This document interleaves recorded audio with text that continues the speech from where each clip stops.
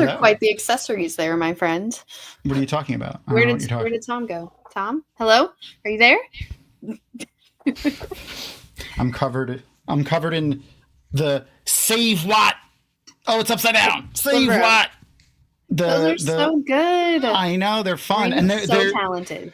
They're so much, they're like thicker than I thought they would be. And they're like little bit, they're either little baby scarves or the banner, the banner that the plane was flying around LA. They're like, miniature banners. So yeah, she sent me a bunch of them so I could send Glenn his, and then maybe we have some more to give away. I had to figure out which one I'm going to keep. Probably the purple one. Ooh, the purple one. Okay, I was going to say the teal one's kind of nice too. Well, good evening, everyone. Welcome to. Ooh, I do like the burnt orange. I like it too. Anyway, good color. Well, welcome. It's Monday again. We made it. It's the start of the week. Mostly, I mostly Tom made it. Is 90%, 80%. What percent are you giving yourself intact? Mentally, I mean, I'm never usually above like a 40. No, but physically, I'm mostly here. It's just the meaty outer layer of myself that is not doing great. Yeah, I basically learned this week the importance of hydration. True, and Crystal sent me this sticker to add to my water bottle to remind myself which way do I go. Oh, there it is. It's perfect. Basically, I got heat stroke and fainted. And like not completely, but I fell down. And when I landed on my hands and knees because even semi-unconscious, I braced myself. Very proud of that, by the way.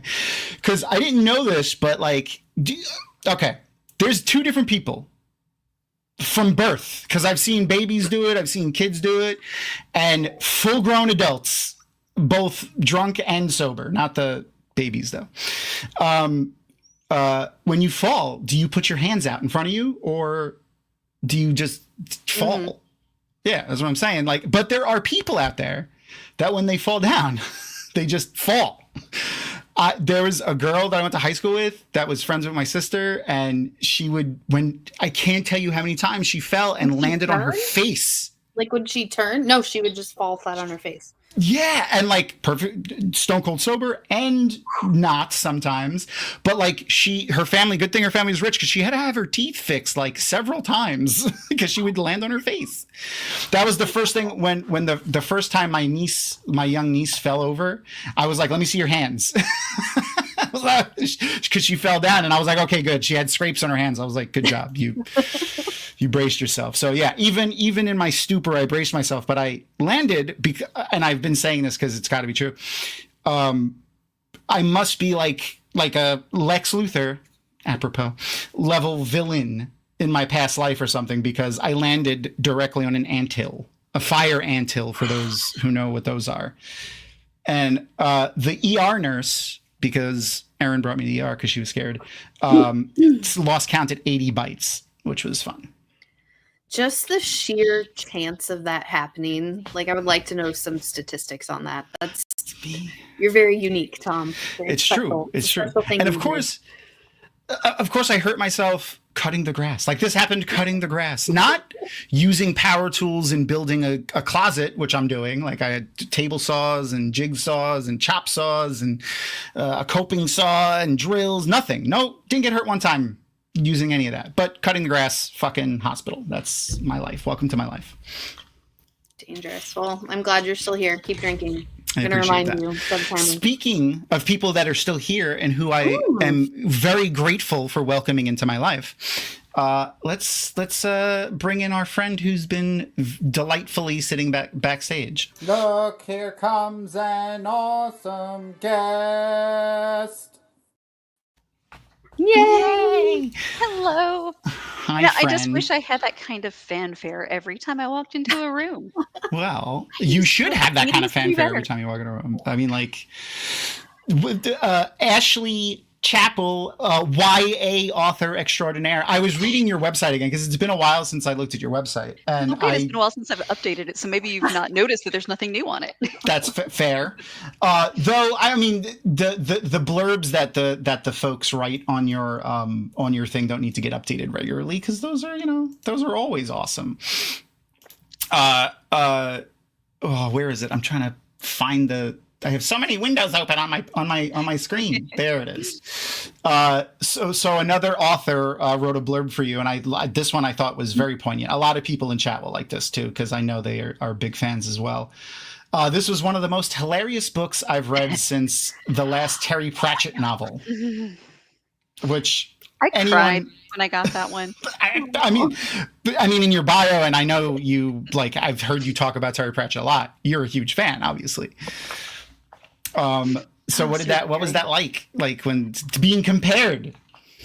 It was, I squealed, I screamed, I teared up, closed my phone, quit reading it. Then I opened it back up, squealed, screamed, teared up again. Because that's like my absolute dream. At that point, like when I was writing that story that I was writing, it was very much, I want to be Terry Pratchett. There are several homages to Terry and to Discworld in general in those books, just because I loved it so much. And this was probably on my 5th reread of all of the Discworld series. The only one I still have not read though yet is Shepherd's Crown, because I cannot bring myself to do it. Okay. I'm just not ready. I know it's been spoiled for me enough that I'm not ready to hard close to not it be. out. In the circles that you frequent, it would be hard to not have heard. Yeah. But forever, especially just being on until I panels. break down and do it, there is still one new Terry Pratchett on my shelf. Okay, that's pretty great. That's a cool little thing. Have you read Pratchett, Crystal? Mm-hmm. Yeah. Do you have a favorite? I'm not sure that I do. That's fair. A lot of people use Pratchett's one of Pratchett's themes from his books for an answer to one of our Inside the Dragonmount Studios questions. We've gotten him a lot to that. Although you're just making me realize I don't think I have any in my store. Now that you say that. So yeah, fun fact, Crystal, like a couple of weeks ago, launched a mobile bookstore. So she mobile bookstore. Yeah. Pitch? So it's literally on a 5x8 trailer. We had it custom built for us on both sides. We have pretty much all fiction, a little bit of nonfiction, and a bunch of bookish merch. And we travel to different outdoor events here around the Kansas City area. It's been super exciting. I have a picture all load up so you guys can see it. She's really cute. Oh, that's cool. Truck. So you can go to schools or libraries and do pop-up events just like the drop of a hat. Because I assume that's like you're displaying everything too. Oh, so yeah. It all stays in there. Oh, yes. So we've done 3 events so far. The first one, there was a torrential downpour, and we had to hold a tarp to protect our books with everything in our lives. Like it was a flood that happened. The second one, we broke part of our truck. Our event that just happened on Saturday, which was our official launch, nothing went wrong, and it was perfection, and it was a great day. So I think we're finally getting there. You got those issues out of the way before the launch, just while you have those dry runs. So what region are you in again? I'm trying to remember. What region are you in? Kansas City. Oh, that's right. Okay. There it is. Yay. That is freaking cute. How long did those balloons take? My God. So that is actually another local company that we were promoting. She did it for us for free for the launch party just this last weekend. That's awesome. But then it's 2-sided, and then we have t-shirts and stuff along the back. She's super cute. That is really cool. We gotta. I wish I knew more convention stuff up in Kansas, but we gotta hook you up with local conventions and stuff like that. I know it's a city Comic-Con, but that's all I know of. I know. I've also met with some local authors because we want to do author signings and host events and stuff during the winter too. So it's been really exciting, but it's really hard to get all of your favorite authors onto one truck because we can hold 500 to 600 books with everything else we have, and so it's hard to. Ooh, another KC person in chat. Hey, hello. That's awesome. It's just so cool starting up a business, and I love the mobile book truck idea. I just love the idea of being able. Need the ability to buy books wholesale, though. It's been that would be dangerous. It's been a little bit problematic. Wholesaler ever call and say, "Why are you only ordering one of all of these?" Never you mind. But anyway. Man. Yes. Anyway, so before we launch into Star Wars, I have to mention, and no spoilers. I saw Superman last week. So if you hang out in the Dragonmount Discord, which the link is in the description of the video, I mentioned that I got early screening tickets to an advanced screening last Thursday, and I gave a little bit of a review in the chat, but oh man, it's so good, so good. Like I said this before we went live. Actually, I would put it like at the level of the original Iron Man movie with like how impactful it was to like the superhero genre. This Superman movie was just like, I'm not even like a big Superman fan at all. Like I'm not even a little. But it was just so good. So good. It also, I saw one review that was very, very accurate, which was like, this is less a Superman movie than it is like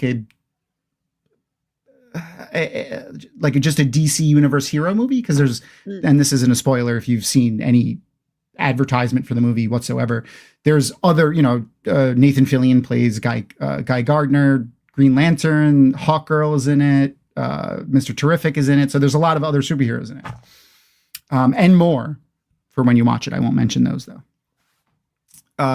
But it was so good. So if you're on the fence about going to see it, go see it. So good. Yay! Hi, Aaron. A wild Aaron is in the chat. I'm excited about that one.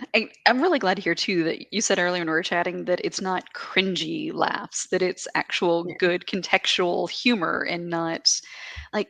I really wanted to enjoy Aquaman because Jason Momoa.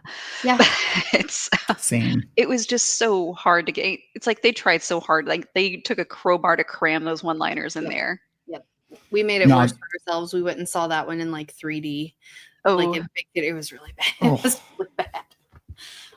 It's so it's separate from the Snyderverse of DC. Okay. It's the new DCU.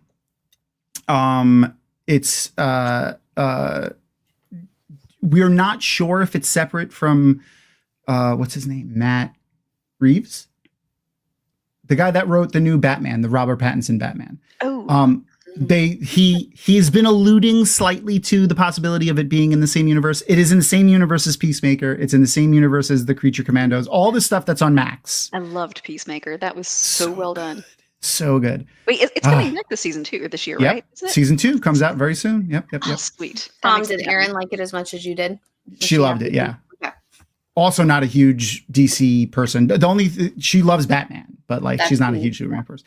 If you grew up watching any of this, like in the early 90s, watching the Saturday morning like Batman the animated series, Superman the animated series, the Justice League Unlimited, you're gonna love this so much. And even if you didn't, you're still gonna love this, unless you're just like one of those people that don't like good things, or I've only ran into like one or two people in my life that are just like, oh, if it's mainstream, I hate it. Well, yeah, they make a choice not to like it. Yeah. I never grew up with Marvel and DC. I watched the cartoons that came out Saturday mornings, and I watched some of the other things and the movies that came out then because they were all the big hits. But that wasn't my primary comic fandom. I was a Top Cow and Dark Horse fan, like Hellraiser, my favorite all-time comic. Nice. And I've got 3 hardbound volumes of it over there. Is The Darkness. It's like some of the early Mark Silvestri drawings in that series is what made me fall in love with comics, and Witchblade, things like that. Those are the things that I want to see them make movies of now, because they're like the whole Artifacts series with Top Cow. There's so much untapped magic in just the entire world of comics. Oh, yeah. We're just stuck in this Marvel and DC world where we're redoing and revamping and replaying and rehashing. And I want something new. Yeah. And I'm glad Superman broke the mold from what they've been doing, and I really do want to see it, but I do want something new.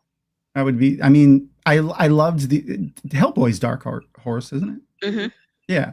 I liked the Ron Perlman Hellboy that they did, and apparently that's back. It's like not Ron Perlman, but like Hellboy is back in the talks of adaptation again. So hopefully that happens.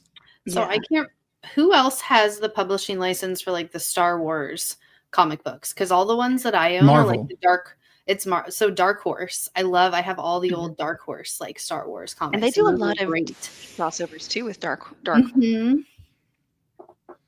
They had a lot of fun there was I actually think I have it still, a Superman Aliens crossover comic book. Nice. Yeah, like, why would Superman be weak to the aliens? Like, acid, he's fine with. He's super. They're not super strong. It was a weird crossover. I don't really. I was going through my comics a few. Yeah, I was going through them a few years ago, and I just was like, oh yeah, I forgot this existed. It's an all green cover with like Superman fighting a xenomorph in the middle is like the cover art. Interesting. Yeah, I didn't know at the time. I remember as a kid being confused, and I'm still confused. But yeah, so I cried, I laughed a lot, and because there's a scene with Clark when he's Clark and with his parents that was like very poignant. And the action was great too. It didn't feel cheesy. They didn't underpower Superman to make it make sense. Like, Superman was always one of those superheroes was like, he can't really be that interesting because he's so powerful. Like it's he's like the sonic screwdriver. He can do everything, fix everything. Yeah. I'm just glad they didn't give him the big cellophane S that Christopher Reeves ripped off his chest in Superman 2 or whatever it was to fight when he was fighting the guys from the General Zod and the other two guys. He throws it at the other guy, the Russian-looking guy, not General Zod. Speaking of, we were in Publix not that long ago, and I can't remember how it came up, but there were people that were standing in line with us, and we were just kind of casually chatting with them, and somebody said something kneel, and I just kind of randomly blurted kneel before Zod, as you do, and they just looked at me like, what? Oh huh? Man, Like, I wish that God. happened around me. Yeah, because I realized then it's like, oh, you're like maybe 30, and it's like, okay, I just feel really old now and sad for this generation. That's how you find your people in public, though. Just you sneak blurt in out random things. You blurt out random lines. Older. I do that too. Sometimes I like to sneak them into just conversation or when I'm talking or just randomly. And this is how Gen X communicates. This is the only way we know how to communicate. Yeah, it's fair. I missed this question from Glenn earlier. Is this new guy Superman to you, and where do you rank among Clark Kent and Kal-Els? Yes, absolutely Superman. Like 100%. Everything that like my Superman was, and even like I grew up on the Christopher Reeves movies. I love the Christopher Reeves movies.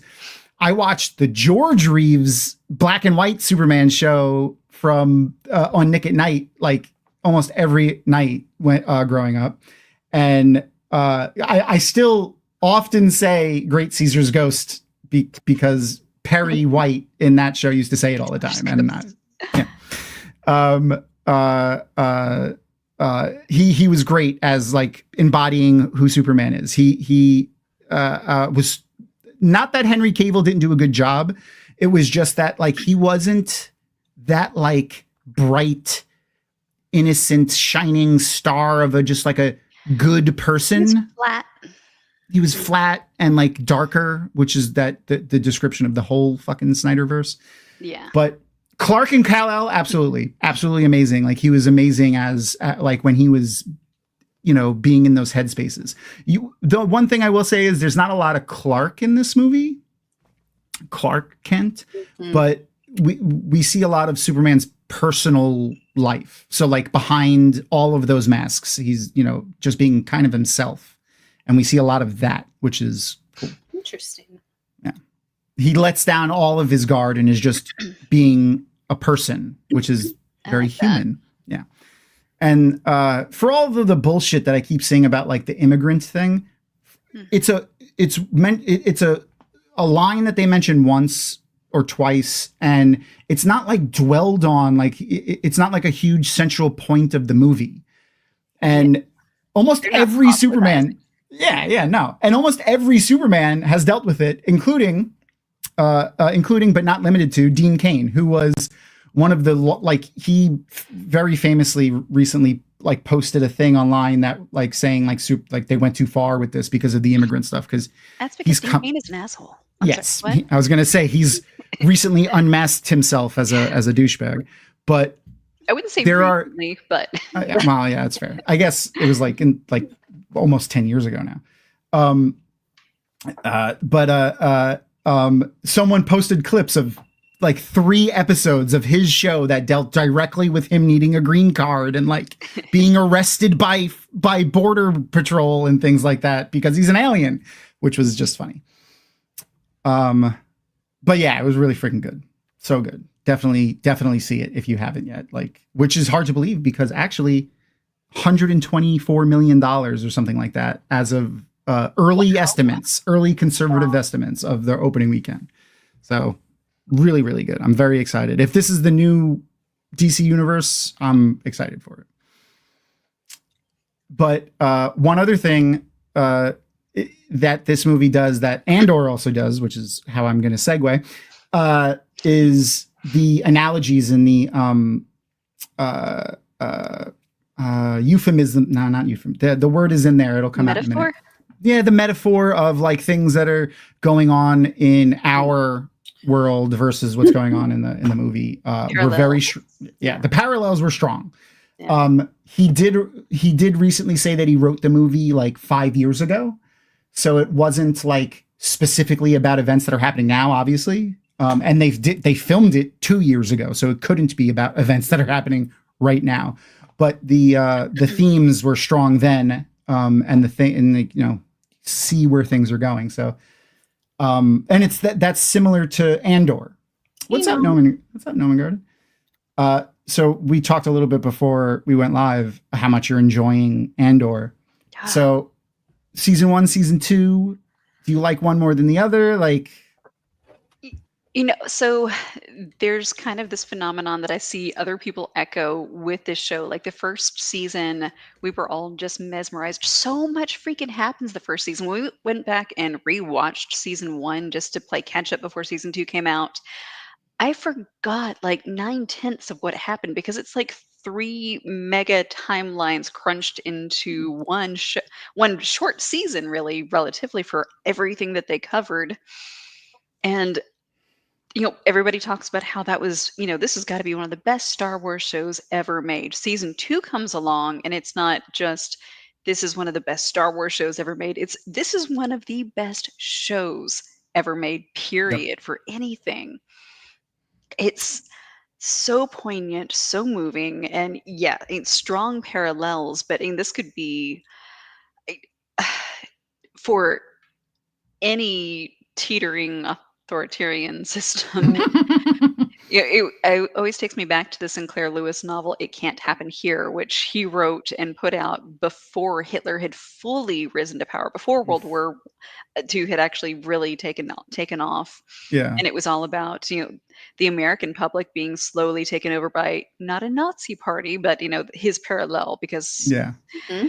And it was a populist president, and it was all of these appeals to the modern man and propaganda changing constantly every week. And we said that last week, but we didn't really say that. The other side twisted our words and made you think we said that. All of these things. This is back in the 30s. Yep. It doesn't have to be written right now to feel like it was written specifically for our exact experience. Thank you, Rapunzel. Yep. It's. Yes. Well, this is what happens. We are on a 20-year cycle. Yep. This is what happens when you have a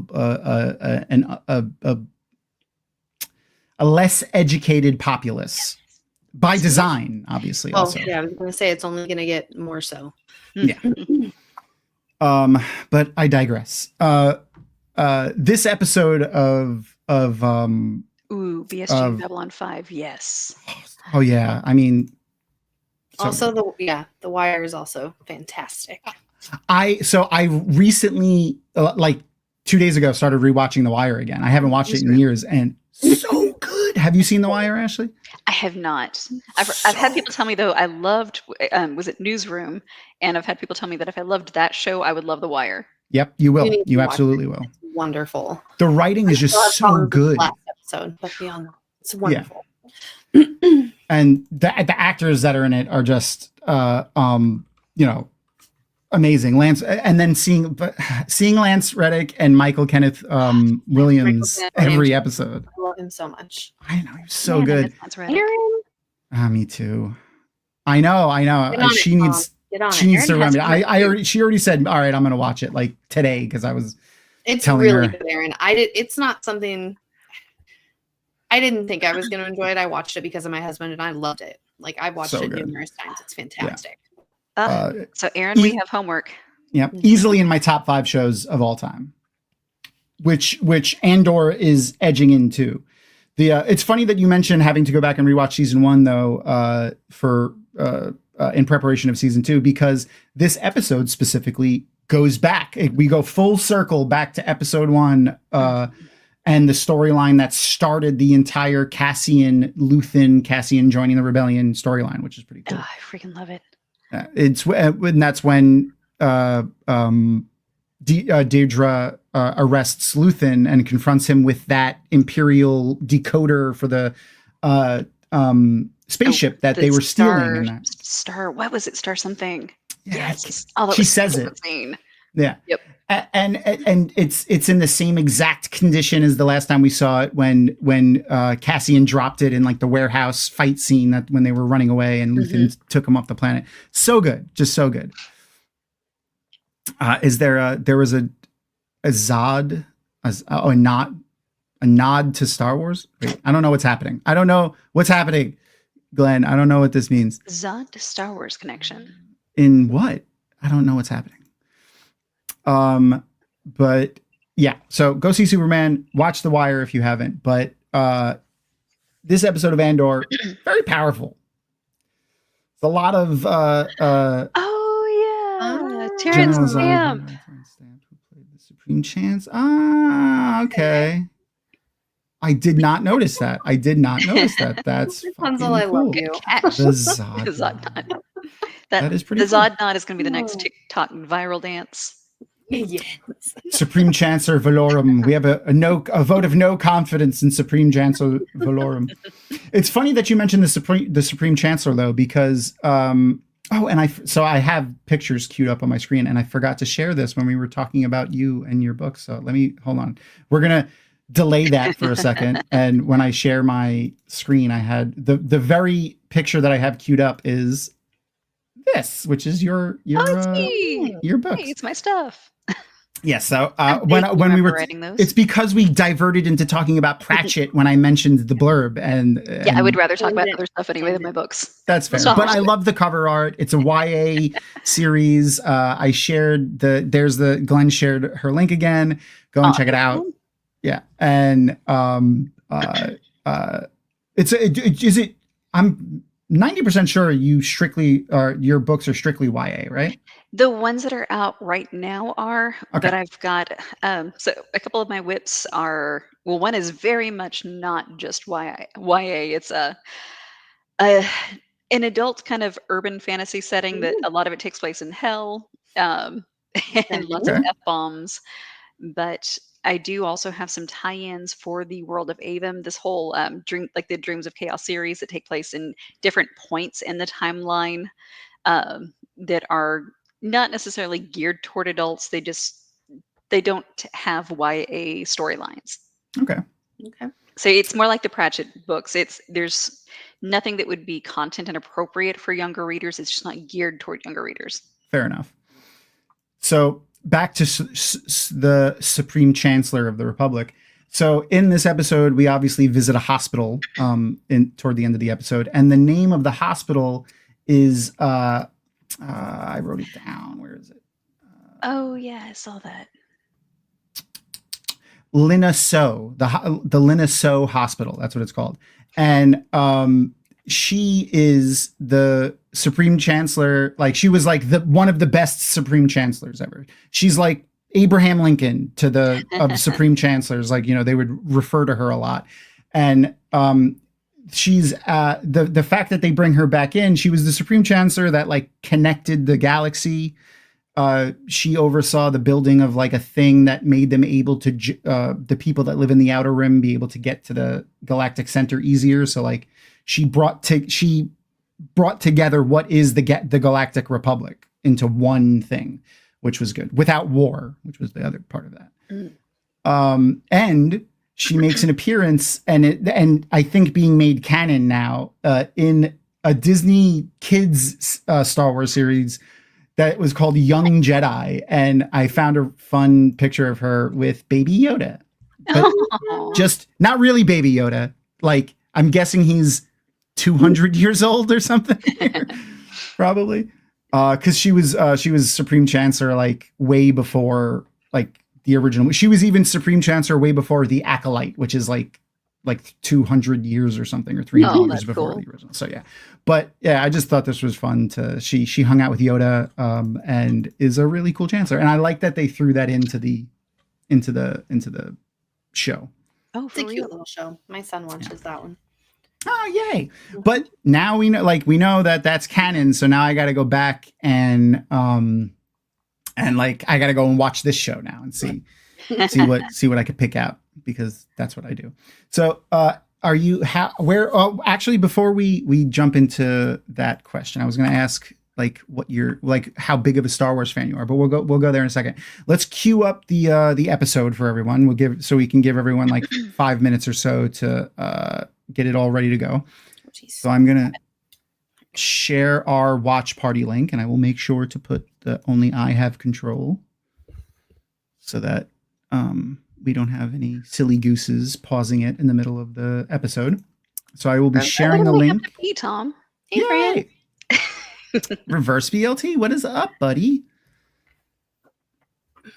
So I posted the link for the watch party for chat, and I just posted it again for our lovely guests. When you click on that link, it'll bring you to Andor. If you don't already have the web extension downloaded, which is again a perfectly legit web extension, don't worry. It was made by Netflix, and it's updated by Netflix, so it's not like a crazy third-party one.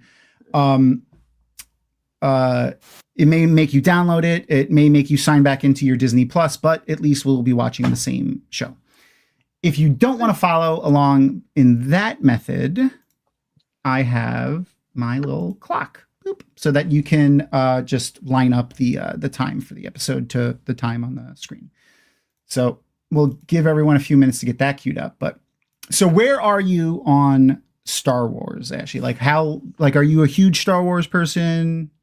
Where do you put yourself? Oh, very much huge Star Wars person. Okay. And I'm never going to be one of the people, like, I've read some of the tie-in novels, but like with most books that I devour really quickly, I couldn't even tell you most of the character names anymore. I'm always jealous by people like Glenn, who can remember such close details of everything. Because I feel like I'm constantly purging the most recent data that I've taken in so I can absorb something new and then immediately forget it too. But yeah, it was one of those things. I grew up at the time, like in high school. For me, it was before it was okay to like things like that, and so it was, it's not something that I got to just fully embrace and enjoy. Even with my band geek friends, we did go and watch Star Wars. We were excited, but it was still, a quieter thing.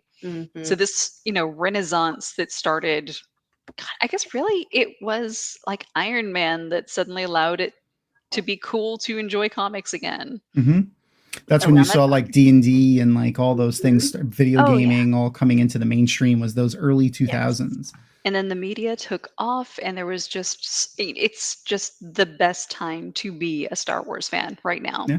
I remember the knee-jerk, oh my God, Star Wars is ruined, when Disney bought Star Wars initially. And then we get things like this. Yeah. There have been some misses. I'm still like, Obi-Wan was a letdown for me. They had so much potential for it, and they just, like, the story that they decided they wanted to tell. I liked the story that they were trying to tell. I just don't think they told it well at all. And there were so many lazy things in it. Those things that, oh, well, we need the character to do this, so we're just going to make them make this stupid decision that makes no sense whatsoever, and we haven't led anything up to that being logical. But we got to hurry this along. I don't know what your cat jumped on behind you, but they jumped up from. Oh. I was like, he was on. Oh, okay. I was like, he went. I feel like he definitely went somewhere he probably shouldn't go. Yep, that's what she does. Okay, sorry. She's not a cat. She's a meth squirrel ninja. Fair. Right now, okay. all the way up. Oh man, all the way up there. Yeah, I can't. Yeah. do it without the light blocking it. But Yeah, all thanks the for way the up heads there. up, because now I saw her go. She was on the she's on the counter, and she went up from there. So I'm like, that's probably not where she should be. No. But the you know what? Like, I definitely I can agree. And the Kenobi, like the writing for the arc of the show wasn't great. Thank you for that joke, Noman Garden. That is perfect. Noman Garden. This is why I love you, Noman Garden. It hurts, but Yep. I like it. But that fight scene with Obi-Wan and Vader / Anakin was, Yeah, I mean, that was everything. Like, that was just so good. it really was. There were a lot of good moments in it. I just felt like the show, like, and it's hard to compare it to something like this that is just 100%. a master class. 100%. But I wish they had spent even half the time on Obi-Wan that they spent clearly on this. Or just get Tony Gilroy to have run it and write it. Oh my God. This man is so good. They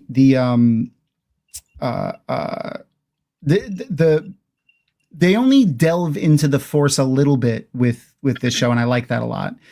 I've said I don't know if I brought it up first, or we've said several times, like, this show is the best introduction to Star Wars for people. Mm-hmm. For people that aren't Star Wars people. Spoiler like this, free. Yeah, spoiler free. It doesn't have a lot of like big magical things that are hard to believe. It's very grounded. One thing that I've said a bunch is it's like it's a micro look at the Star Wars universe. Like, we're seeing it on a smaller scale, which is cool. Instead of like seeing galactic battles and like big machinations of political maneuverings, it's down into the singular people on the ground that are doing the things, and it's interesting, and how it affects them personally. But you definitely wouldn't want it to set their expectations for the rest of the Star Wars universe, because this is such a microcosm. It's true. And God, even just design wise, oh God, I wrote it down. Who was the art director in this one? Toby Britton. He was so Toby Britton, like everything about the sets, the costume design, everything about the look of this show. Just, I can't tell you how many times that I've paused it just to take a picture of the screen because something scared me so much. But yet, so Toby Britton is the art director. He was also the art director on Tenet, The Dark Knight, and Dunkirk. And you can, like, just knowing that, as soon as I saw that little detail on his bio, I was like, oh my God, I can see. Okay. It's like you can almost see those movies and shows in this a little bit. Yeah. You get like that bleak despair coupled with hope. And it's like he's drawn to those movies or something. But it's, yeah. So then he's responsible for this guy. The Gungan skull lurking in the background of Luthen's shop. Oh, that's funny. Yeah. Who knew Gungans had bones in their ears? It's like those Halloween bats that have, bone ears too. Yeah, yeah. And we've called out all the stuff before. We don't know I don't think we've seen these and we know what those are. Obviously a headdress of some kind. There's a Padme headdress in there that we've seen before. And then this guy, if you've watched Star Wars Rebels at all, it's the forgot the name of it, but it's the Twi'lek like family life item. Like it's like a traditional Twi'lek thing, and like each thing that's on that is like a thing for their family like journey. They mean different things and stuff like that. One of the characters, actually Hera Syndulla from who is the captain of the Ghost in Rebels. The Calicori, thank you, Glenn. The Calicori. I knew he would shout it out eventually. Lurking in the background there. Also, Thrawn has one in his office too, and it's in the Ahsoka show too, which I thought was cool. Oh, that they edited it back in. But the show is fucking gorgeous, so awesome. Another thing that I caught actually today, I don't know if anyone else caught it, but I caught it today, was this one right here. See if anyone else can pick out what I saw.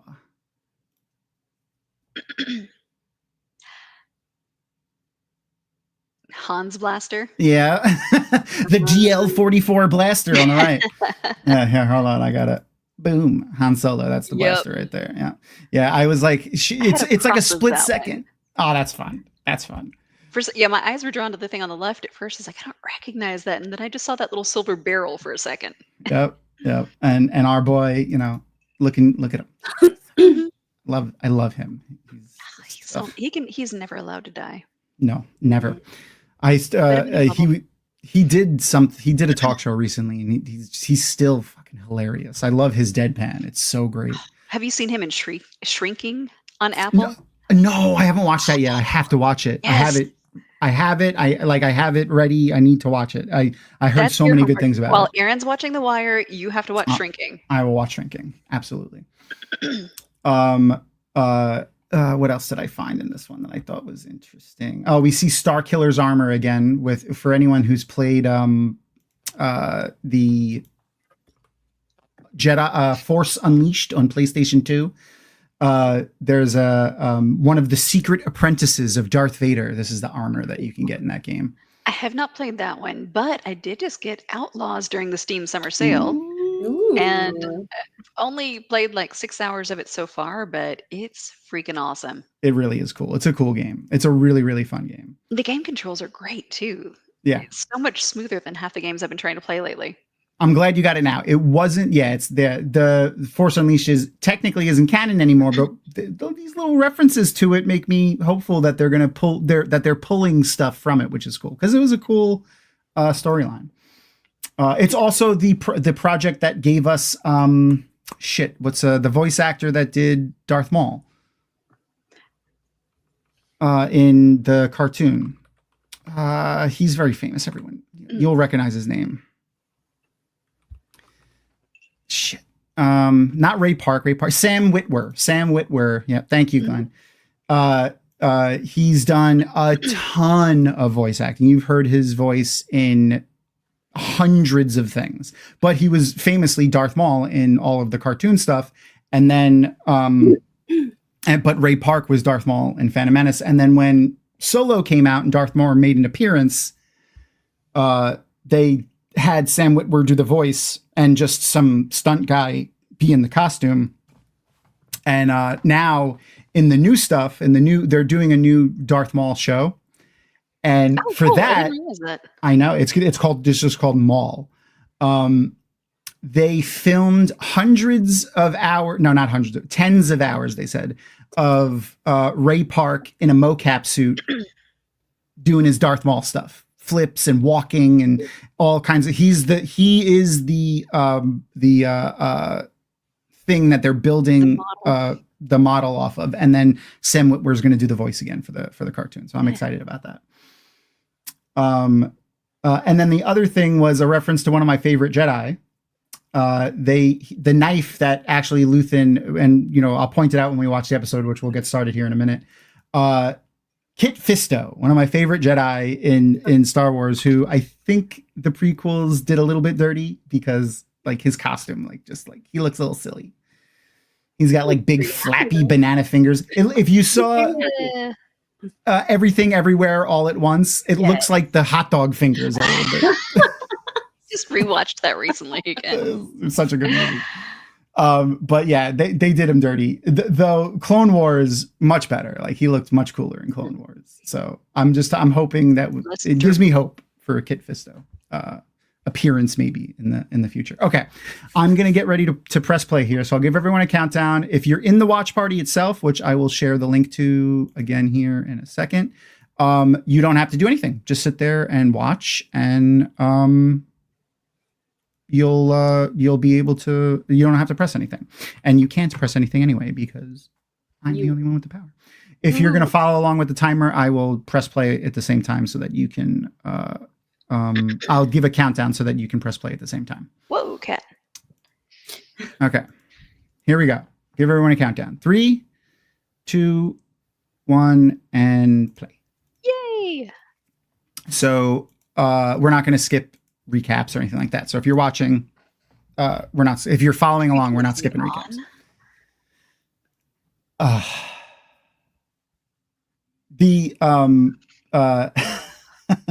I saw someone, I forgot where I saw this, or did I don't remember. I never remember if I think of something or if I saw it somewhere. So I don't know which one this is either, because I've been reading Andor stuff all day today. But you know how in the original movie, they say many Bothans died to bring us this information, yes. Which then prompted some writer in one of the books to make up the whole species of Bothan. But someone they wrote many Lonnies died to bring us this information, because the guy's name is Lonnie Young. I want to see Bothans in live action too. They're like dog or fox kind of looking species. They were in Star Wars Galaxies and Star Wars The Old Republic as well. Oh, did the timer stop? If we ever meet an alien race that looks like puppies or foxes, I'm going to create a diplomatic incident by trying to pet them. Mm-hmm. That's fair. Wookiees too. If Wookiees, I would. Oh, yeah. I just for my luck, it would be like rude to hug them, and I would just want to do nothing but that. Yep. I had a mama raccoon with 4 babies outside eating out of the raccoon tray this weekend, and I cannot tell you how hard it was to keep myself from running out there and trying to adopt them. Mm-hmm. God, they are so cute. Big and fuzzy. Yes. The relationship, and that's especially this episode too, the relationship between Luthen and Clea is so amazing too. Like to watch it build, the way it flips to like she's almost taking care of him like immediately. Like it's not, you know, the relationship you would have thought when, you know, him rescuing a child. It like, even like in the scenes that we get with her, like right afterwards when she's still a child. And by the way, that little girl that played young Clea, I want her in everything. It had to be related to her. That was such a good casting. Mm-hmm. Her delivery of the lines though, she's a great actor. I hope she does more stuff. She's only been in like 3 things. So like, I hope she just takes off if that's what she wants, obviously. Oh, she's amazing. And I love too that their relationship was never this, like they never said what they meant to each other. They showed it through facial expressions, tiny micro interactions.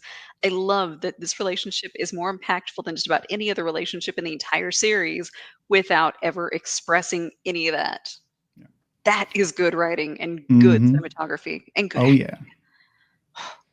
The just for and the Shankara stones are still there. If you see on the right hand side of the screen, you can see one of the Shankara stones on the top right. God, your eyes are good. I can't see shit. I've been calling them out. So like now every time we see that shelf in that room, I always look to see if the Shankara stones are there. Because sometimes they're there and sometimes they're not. But for those who don't know, 1 BBY, that is 1 year before the Battle of Yavin, which is the battle that happens at the end of A New Hope. So we're real close now. God. There's our Lonnie. This is the farthest I've seen into this season. You know, it's like we were talking earlier about kind of pacing ourselves like one a week. And I am so anxious to finish it, but I want it to last. I know. And there's our blaster again. Yes. And the armor just behind her. This little references, the little drips and drabs that we get are just so interesting. Little Easter eggs. Mm-hmm. This scene reminded me of episode 1 of the Wheel of Time, actually, when Moiraine was putting on her clothes and jewelry. Like, I imagine, like, it felt like her putting on her armor to like go out to battle, because like she was kind of. She was girding her loins for sure. Yeah. And that's kind of what he's doing right here. He's putting on he's putting on clothes and jewelry and a wig and everything. Yeah. That's right. But that's how he fights. This is how he fights the rebellion. He puts on this persona, runs this shop, lives an entire lie of his life to fight the rebellion, and does all the other stuff. Too. Oh, so good. Yeah. She's taking care of him, and she's doing that immediately. Yeah. Yep. It's fucking so good. And I read an interview with her name's Liza, I think. Eliza. They expanded the role of Clea for season 2 because of her. Because they did not, because she was so amazing. Yeah. And the chemistry her and Skarsgård had on screen. They hadn't had Clea planned to be as prominent in season 2 as she is, and they expanded it specifically because of that. She was originally like a Miss Moneypenny kind of. Yeah, pretty much, yeah. And then I think decisions like that are what helps to make a show so good. Like you're willing to adapt to who you're working with and what you're working with. Generally, if you're willing to adapt to change instead of fighting the change and growing and becoming, progressive, it's in any aspect is better than not. Absolutely. So you don't want this is my vision, you're going to do it my way. Yeah. Because that's probably how you get things like Obi-Wan that had a great idea but didn't execute it the way it should have been. Yep. Or this is how we've always done it, so we're going to keep doing it this way.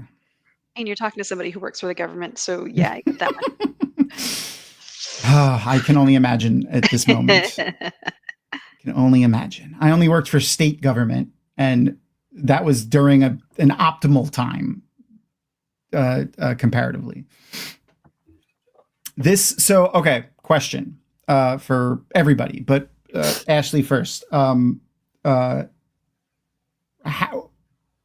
How do you view Luthen's actions here with Lonnie? It's controversial, of course, but I get it. As soon as Lonnie started talking and he has this weakness, his family, that's all he cares about. If he gets caught and the Empire comes and says, well, we'll take care of your family for you, you don't have to worry about it, he would have gone back to them. Lonnie was the risk that he could not let live. The fact that Luthen was the person who could do that, it makes you want to not like him, but you need that. You needed him to be exactly where he was, and you needed him to be that kind of you want to call it a monster, but he's the monster he needed to be. Yeah. To save lives. Mm-hmm. We talked about it last week. He's the big picture guy. He's he's the Dragon Reborn. I use that. None of us matter. The rebellion is all that matters. Yeah. And in a way, I mean, like he's right, but it's such a it's such a tough, like, I wouldn't be able to make this decision, I don't think. But in the moment, and I was trying to imagine what's going on here and like what's behind the decision. So like, maybe if he could physically, like, he probably is going over in his head right now the calculation, can I get him out of here? Can I get his family out of here? He's going to leave my presence now and have to go get his family and then come back. And he's calculating the risk of that and like going through, like, or I kill him right now, I have the information and this risk is eliminated because I can't get him off world. I'm not going to be able to do it. And him knowing that he's burned immediately too. This information it's got a deadline now. Yep. It's got an expiration date and they've got to move. Yep. And they can't know what he gave up. Yeah. So huge. Yep. But this is never be Dragon Reborn. Puppy. I couldn't make those decisions. I won't. Is that a Loth cat? It is a Loth cat. For those who have seen Star Wars Rebels, Loth is the planet that Ezra Bridger is from. It's where like the first season takes place. It's actually happening right around this time too. Isn't that also the cat or the pet? Oh crap! I'm blanking. No. Sabine in Ahsoka. Thank you. Yep, yes. Same thing. Yep, same thing. I can never remember names. I'm the worst person with names. I don't know why I remember the things I do, but I do. When you were saying like you get rid of information to put new stuff in, I have information stored in my head that I didn't even know was there until I say it sometimes. I wish I could do that. Do you think they knew my that? Favorite part of Ahsoka was the cat, the little cat. God. I love Ahsoka Tano is one of my favorite Star Wars, like if not my favorite Star Wars characters, like top 3. That was a really good story. I've always loved Ahsoka Tano. Like the Clone War, her story in Clone Wars was just so good. Showing her story is the perfect example of the failing of the Jedi, and it's great, and not because of anything she did. The Jedi fail her. Yeah. Such a good scene. Okay. Oh yeah, I forgot that we have one right now. My lovely assistant brought me our little cat. Aww. I forgot that we had this guy. So cute. That's cute. Mouth open. Yeah, he makes sounds when his mouth opens, so I'm not going to do that because it's loud. But yeah. That's a scary woman. Man, that's a scary woman. Yeah, she is. She has RBF really, really bad. She talked about it in an interview. Her family, like growing up, was always telling her to smile and like not to, because her natural face is that downturned corners of her mouth. That's her just resting face. And she was like, they loved it for this character. She said, "Oh yeah," because she comes across as that so impossible to please. It's going to take at least 3 fists. Oh yeah. You gotta look up some interviews with her. Absolutely fantastic. She's really funny and like bright and like happy, which is so counter to this character. Oh, Glenn, he still did it. Yeah. Are you yelling at the screen? I'm picturing Glenn yelling at the screen now. Don't do it! Don't do it! Don't go in there. I love him handing her a weapon. Just handing her directly a weapon, knowing that it's such a statement. This whole scene, though, I only picked up on this maybe a couple of weeks ago, but this whole scene is them going. So, is everything in here real? Tension mounts. Yes, not these two things. So not these two things, referencing the two of them, and then like she's he says that's a good question, and then she goes she says, is that real? When he picks up the knife, like, is that a threat? Like, are you threatening me? And then he says, I don't know. That's one of the bigger questions that I have right now. It's so just good. So much subtext through every single part of it, and then his face. It's like the only time you see him bend here. Yep, there's the that's what it was. Yep. So that's from episode 1. That's the reason the whole that item was the jumping point for the whole show. It's why Cassian and Luthen met. So it was just I love that they brought it back full circle. And this recognition right here, we're about to acknowledge this nemesisness here that we have.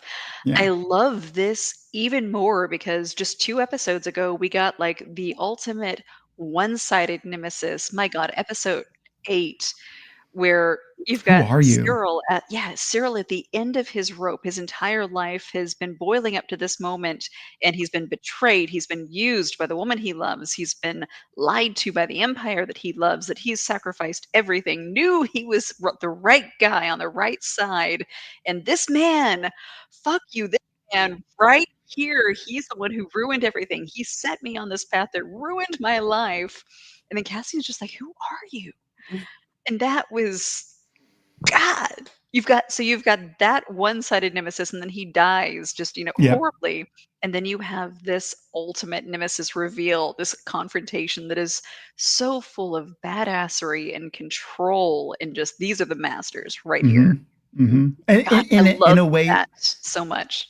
It's there's so much tension, and there's no action. You know what I mean? There's no combat. It's just the tension between the two of them. And everything that's weighing behind them, the Empire and the Rebellion, is just such subtle moves. Ooh, Rapunzel. Daedra was Yennefer in The Wild Hunt? Yep. She was the voice actor. I'm gonna have to again just to listen to it. She mentions in one of the interviews for Star Wars how people like still come running up to her and like are like Yennefer, and she's like, because she didn't really remember it. She didn't remember being Yennefer on The Wild Hunt. Yeah, like she it wasn't in her brain, she said, because like, when she reads it, when you're reading for voice acting, especially for video games, it's not like you read everything at once. So it's not even like you're acting like That with makes another sense. person. She's like, a lot of my lines, like I did most of it in like one day. So it's like, and years ago, like it was so long ago at this point. Man. And obviously this is like a reference to like almost like seppuku or something like that. He even stabbed himself in his stomach, which was and ripped. God, that was whew. Yeah. Oh, and we get to see those oxygenator things again. That's a little reference to the Phantom Menace when they went swimming to the Gungan city. Did Clea know that was going to be the last time she saw Luthen when they left at the stairwell? Like that's quite possibly. And every time you walk away, there's that chance. But absolutely. The other thing that I love about that this show has done consistently is, and it's going to sound like it's something that's bad, they do things in such an anticlimactic way, but I feel like it's so poignant, like that, because it's so much more real and gritty. Yeah, the story is so amazing, and like every turn is another gut punch. It doesn't have to be over the top. It doesn't need gore. It doesn't need giant, like, fist fights. Like the fight between Cyril and Cassian was amazing, but 40 seconds. Yeah, like it was great. Yeah. And then and that encounter that's just exactly what it needed to be. Everything they do is exactly what it needs to be. 100%. God. The Cyril like gets shot and is dead, and like that. That's it. And that's it. And but that's exactly how it should have been. Ignoble. Yeah. Perfect. And the same thing with this. And like not everyone gets a happy ending. One of the specific things that the showrunner mentioned was, this is an interview after all of the episodes aired. No, Clea is not Andor's sister, and because that was a big theory that everyone had. And he's like, and they were like, well, is it like wrapped up anywhere? And he's like, no. He's like, how much stuff in your life is left unanswered? Like that's part of Andor's character. It's part of his character. It's part of who he is. That this is, he had a leisure. Yeah. And he said something that, and I realized it almost immediately. Yeah. Oh yeah, absolutely. 100%, Glenn, 100% was that, Andor lives his entire life with this weight over, or a dark shadow behind him of, he left his sister in that hole and probably died. And now he doesn't and you can see it if there is a mission that involves going to rescue somebody, he's going. Like, yes, that's it. It's like his whole motivating factor right there. Yep. And that's usually the big missions that he does. So like he just rescued Mon Mothma. He's always escorting people, and now he's going to get Clea. And Mon Mothma's entire wardrobe. Oh my God. Yeah. Incredible. The wardrobe for this show everyone is amazing. I mean, like the Imperials are very obviously similar, but like the rest of the wardrobe, seeing like the citizens of Coruscant and Gore too, Gorman and Chandrila with Mon Mothma's planet. And the party, my God, the home. The party. Everything is staged just so well. Yeah. And so the art director in this is just incredible. You mentioned the cinematography too, like going back and forth from the party to the battle that was happening at the same time. Like this is Mon Mothma's front line fighting, and then this is Cassian and Cinta and Vel and them fighting. Gorman was just amazing. The whole storyline there, all the actors. Yeah, Gorman was very much, it can't happen here. It was, I love that they really hammered home the point that people will never believe that a government can do something more horrible than they could see themselves doing. If they can't see themselves doing it, they won't believe it's happening. not from their people, not with Yeah. their government. That's I fair. love how well they hammered that home. Oh, that's I actually know the answer to that because I looked it up today, Glenn. When do the Emmy nominations go out? Tomorrow. Oh wow. Okay. So this one's going to have like 20. I hope so. I'm still holding out for, and I told Sharon this because she was talking with Kathy, and I was like, tell Sharon this. It's criminal if The Wheel of Time doesn't get nominated for costume design, at least costume design. But Andor is definitely going to be in the running for most of the things. If it doesn't get best show or best writing or best directing, I'd be surprised. God, Wheel of Time season 2 was so good. And 3. And speaking of, don't forget, #SaveWatt. Did we break 200 yet? Oh, I didn't look. Shit. Yeah, I forgot to look just before. I usually give an update, and I was just so excited to see you that I forgot. Nope, we're still in 198. Come on, guys. 198 what? 198,000 signatures for the Save Watt campaign, which I'm sharing again. So share it again. Give it to 2 people. Tell them to sign it, even if they don't care about Watt. We're so close to 200,000. And you know what? I didn't mind the de-aging in the Indiana Jones movie. I thought it was okay. I mean, I'm a little biased because of how much I love Harrison Ford, but the de-aging here, I mean, looks great. It was very seamless and smooth. Yeah. I'm not against them using it with the actors' consents, obviously. But I think it's great for doing scenes like this, though, like where you could do believable flashbacks and things like that.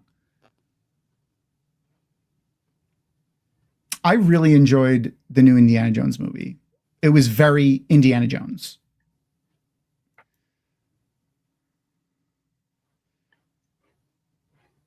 I love this. This wordless meeting, no assurances, no and no false hope. It's just bleak, but recognition of 2 common souls. Yeah. That's what I mean by like anticlimactic. Like it's minimal. You can still see all the desperation without having to be told they're desperate. And the acting in that scene from Skarsgård, like you saw his character break down and then make the decision in that moment to like rebel, essentially. Reverse fealty, yes. Many fascists were punched, but as usual, not enough. Yes. There's never enough fascists punched. Nope, there can always be more. Yes. And the Clea flashbacks, how she immediately just it's almost like she adopted him. Because, you know, his character in this moment was breaking down. Like he was having like a full breakdown, screaming, make it stop, like, you know. Yes. And her presence, I feel like, kind of is what made him solidify into the Luthen Rail that we know. By the way, so they kept saying like Sergeant Lear here. Rail. Rail Lear, yeah. I love it. You have to say too, just the naming convention of this show makes me excited for every episode to see, because you just know each episode the title is going to be just a gut punch of a scene, so you get excited listening for when you're going to hear the title of the episode uttered on screen. Yep, exactly. Reverse, and he is a pretty good amalgam of King Lear. Like, you know, he has all these pieces of the rebellion that he has, you know, giving. So it's a good analogy. Get off my books. Cat's on my books again. I mean, it's a problem, but also like, I feel like it's good. And it's peak cat behavior, but still, those are my very expensive Brandon Sanderson Kickstarter books. Oh yeah, those are important. Do you have a favorite Brandon Sanderson book? All of them.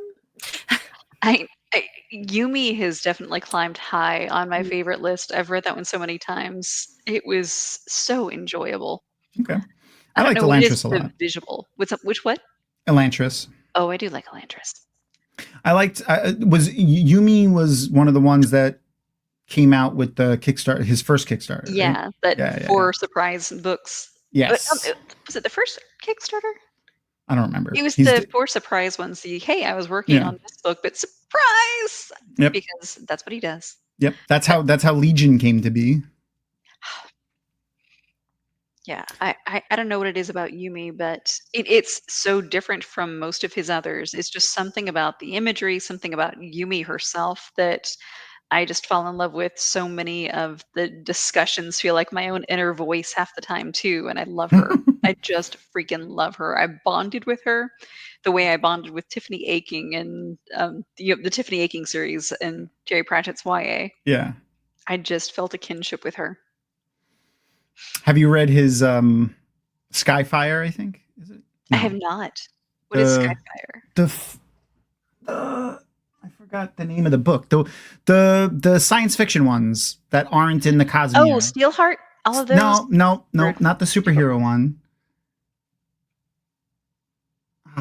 Someone in chat tell me what it is. It's the one with Skyward? Skyward, that's it. Oh, yeah, Skyward, Cytonic, all of those. Yes, I loved those. I loved those. Yes, those were really good. Spensa is wonderful, and I love her. I just didn't connect with her in the same way that I did Yumi. Fair. Yes. When you were talking about Yumi, it made me think of Sensa. Yep. So. Cat Lady is my call sign, by the way. I love it. So I love her little gadgets too that she has here. One thing that I want to say only in the last few years I realized is that those are keys. That's a keyhole. Mm-hmm. And like every time R2-D2 would do his little hacking, it was because the Imperials use code cylinders as keys. So like that's kind of what her little thing did there, and that's what R2-D2 is doing here. It's a code cylinder. I'm glad you showed that clip of his, because I had to look that up because it's more prominent on like Daes Dae'mar's suit where they've got one on each side of the shoulder. I had to look that up one day. I was like, oh no, he's got it on both too. That's right. Yeah. I had to look it up. I was like, what is going on with the shoulders there? Do they have like and it was the keys. Pocket protectors? Yeah, keys. Yeah, code cylinders. I never realized that because I don't think I ever saw somebody pull it out and actually use it. Ever. Nope. They're just never do. Why do you have 2 poles in your boobies? Yeah. They reference code cylinders sometimes, and then R2-D2 uses his little hacking tool, which is cool that he has. He has a built-in hacking tool. I'm just glad I'm not the only one who had to look it up to know what it was. No, you are not. You are not. People think it's because it's important, but it's really that he just keeps losing losing his keys. And here's her world falling apart now. And I love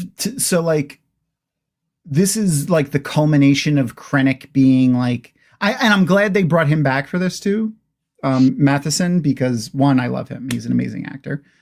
But his character in this is just so evil in the way he uses everybody and then just discards them. Oh, yes.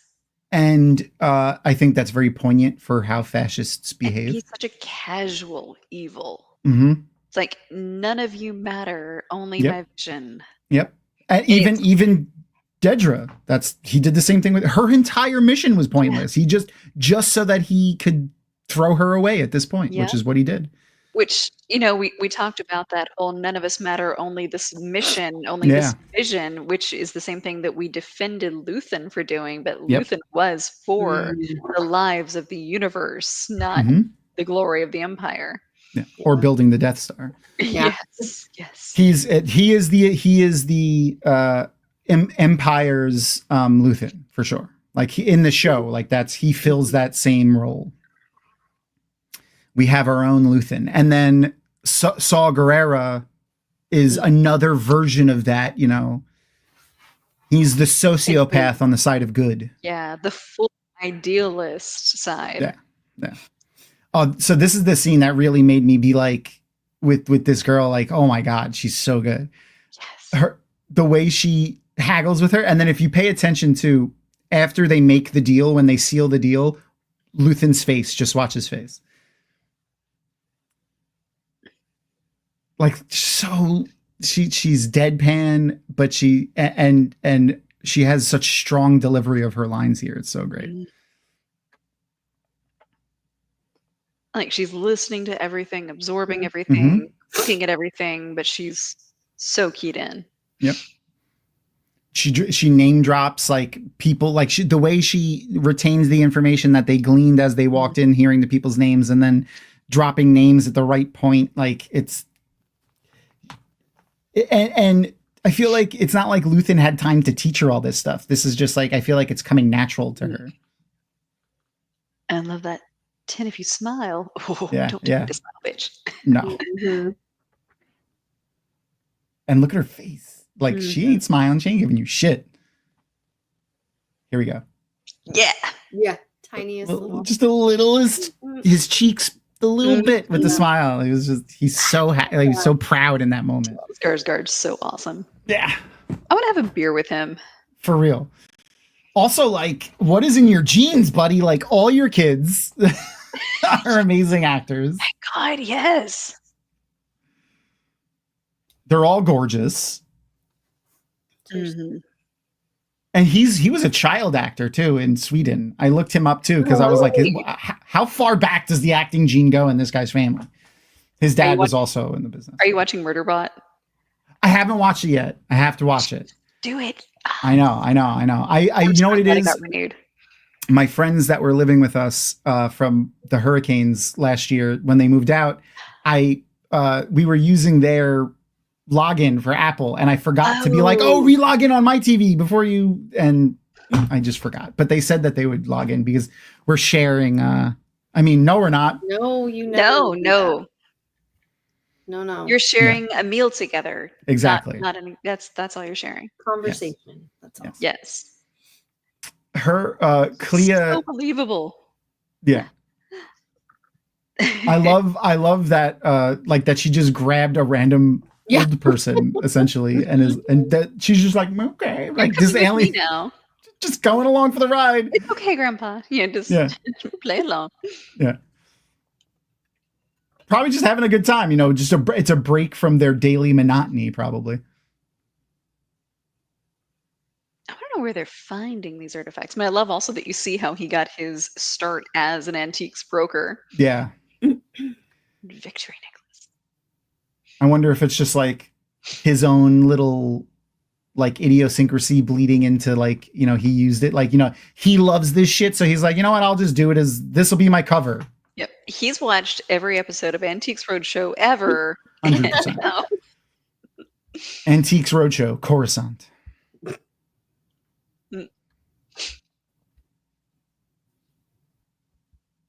Oh God. The other thing that this show did, I think, specifically this show, because like most of the other shows still kind of romanticizes the Empire. Mm-hmm. This show doesn't romanticize anything about the Empire. Like none of them are cool. It's not like Darth Vader's cool armor and like he's a cool, he's like just a really interesting, fun villain or cool guy, because he's Darth bureaucrats. Vader. Yep. Yeah. It just shows just the evilness of the Empire and how it affects everyday people on multiple planets. Man. Like she's almost more of a diehard rebel than he is. He is more of, yeah. She is more of like Cassian than she is Luthen. Like it feels like he might have run off and played daddy somewhere if that's what she wanted. Yeah. Just kept moving. God. See, like there's nothing romantic about the Empire in this show. Very poignant scene to bring that up, I feel like. Antiques Roadshow Coruscant. It would be interesting. Yes. It would be like mostly stuff from the Jedi Temple, probably. The film, where did they film this? That looks like Italy or something. Like Spain. Actually, looked that up. Most of this was filmed. Oh, right, yeah. Yeah, we talked about that last week. That thinking that this whole background looked so familiar, and I want to go there. What? I really want to crazy go. noises. I'm wondering what my cats are doing. They're getting up to no good, is what they're doing. That's what they do. They filmed. I remember because we talked about that last week. They filmed the Senate. I know they I remember them saying they filmed a lot of it in Spain, but they filmed outside of a really cool building for the Senate. It was like a science and technology something or other. Are you talking about Pilot from Farscape? I saw that too. Nomen Garden. Okay, I can see it. The first thing I thought too. Yeah, I could see it. I could definitely see that. The one that was sitting on the ledge. Yeah. I like, and the scene that we just got with her, she's sitting there, or he or whatever, and just kicking their feet like on the chair, just like. Okay. Oh, I thought it was the one I saw it with was one of the ones that was sitting in the market when she was watching them get shot. Oh yeah. No, I was just talking about that. Unique is always valuable. Fair. That's fair. Oh, and here's another scene that's like, I feel like would have been ruined if they had like he wakes up and they have like a tearful goodbye. No. Yeah. And I love how calm all of this is too. Mhm. Like if they'd had her go all like Scarlett Johansson or something on any of this, it would not have showcased what a competent fighter she is. Mhm. Everything had to be quiet. It had to be as minimally intrusive as possible. And she is a master at her craft. Mhm. Anything different would have been a disservice to her character. Absolutely. And her as an actor. Yes. Like so expressive. It's less fantastical, but in a very, very good way. Like, yes. It just like, obviously it's not real, but it makes it feel more real. Yeah, you can see yourself being this character way more than you can see yourself being Black Widow. Yeah. Exactly. And for one thing, I don't have that hip mobility anymore. No, not even a little. And I don't think I can get down into that superhero pose that she always does. Oh, God. I love that this was Naboo. Yep. Same bridge that they had Padme's funeral on. Mm-hmm. God, it's so pretty. Mm-hmm. Naboo is another one of those planets that's really nice looking. Like, it reminds me of they look all like Italian villas and or Spanish, Southern European at the very Mediterranean. Very much. Just very pastoral. Mm-hmm. Okay, I don't know what you're doing, but stop. This is revenge for trying to kick me off the book. Clicking something. You wouldn't let me go up on top of the cabinets. You gave me dirty looks. I can't sit on the books. Oh, cool. All right. I mean, it looks a lot like Italy. Definitely Mediterranean. Yeah. I love this come to Jesus moment between them here. Mm-hmm. See, hey, there is no turning back. You do this, we're in it. He says something. God, I love that quote. There's so many good quotes in this episode too. This whole series. He says, like, he said it earlier to her, but he was like, what are we? Where she was like, what do we do now? He's like, we lose and we lose again and we continue to lose until we need to win. Yeah. And we lose in strategic ways, which is like, when they gave up that in like the first 2 episodes or 3 episodes, they give up an entire squadron of rebels to let the Empire think that they got a win, essentially. Yes. Strategic retreat. And that's the type of decisions that someone in a position like that has to make. And like you have to make the decision. You have to choose one or the other. And oof, that's why he's the leader he is. And that's the same kind of description for any of the, makes me think of Wind and Truth when Sigzil is strategically retreating from the plateaus to lead them to the one that they can trap them on. Yes. No spoilers, sorry. You're good. You're good. Can we spoil Wind and Truth yet? Is that okay? Yeah, it's been out for years. For months. Again, like every big thing that happens in this is not done with a lot of fanfare. Like the explosion, we didn't even see it. We saw the fire afterwards, but like we were zoomed in on the deadpan face of this child and Luthen when the explosion happened, which was genius. It's so good, just so good. And that's like The way they I feel cut like in and out of it's so good too. oh yeah.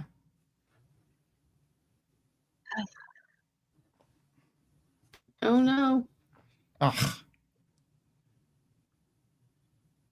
And here's like the most action she really performs in this this scene, in this whole episode, really, is just the quick moving that she does here. But the and this blaster behind the back thing is a nod to a deleted scene from A New Hope. Oh, really? Yep. Apparently, there's a bunch of deleted scenes where Han Solo and Luke Skywalker are walking through the Death Star, and they keep hiding the blaster behind their back like that. And Cassian does it when he's rescuing Mon Mothma. Like he's walking through the Senate with his blaster behind his back, and he keeps pulling it out and shooting people like that. So people could be walking behind you.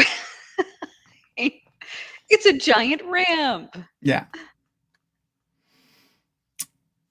Oh, this scene, like I said, like it would have been ruined with like a tearful goodbye, like where he wakes up. It's so much more real and like heartbreaking to leave it like this. I saw like a couple of people were like, "Oh, it was so anticlimactic." I'm like, "What did you want it to do? Like blow up the room?" Like, yeah, I thought it was perfect.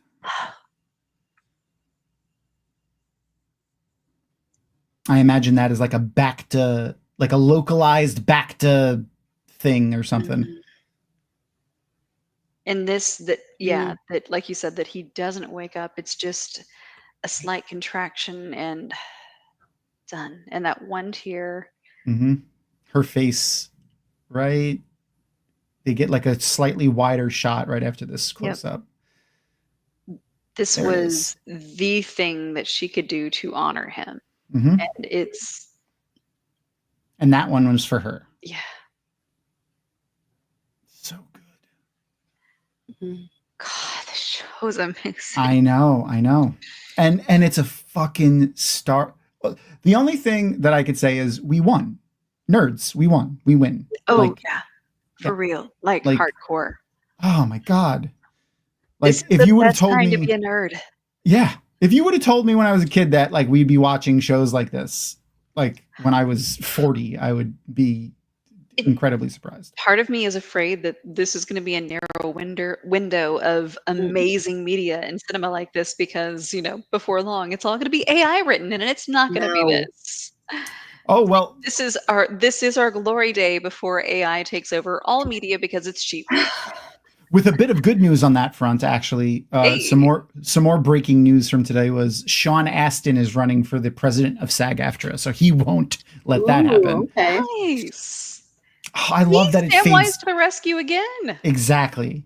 I love that it fades to black on him too. So good. Okay. If you're watching in the watch party, I'm going to close the watch party, but it may continue to play for you. So feel free to keep watching if you want, but we, still have a little bit of stream left to do. So do stay here as well. But, I can't fault anyone for wanting to keep watching that episode because it's so good. Yes.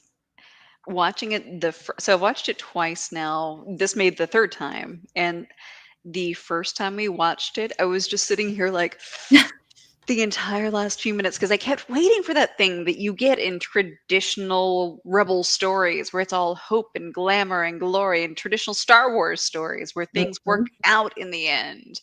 And I knew just from the theme of Andor up to now that it wasn't going to work out in the end. I knew this was death. I knew all of these things, but you're still waiting for it because it's Star Wars. It's Disney.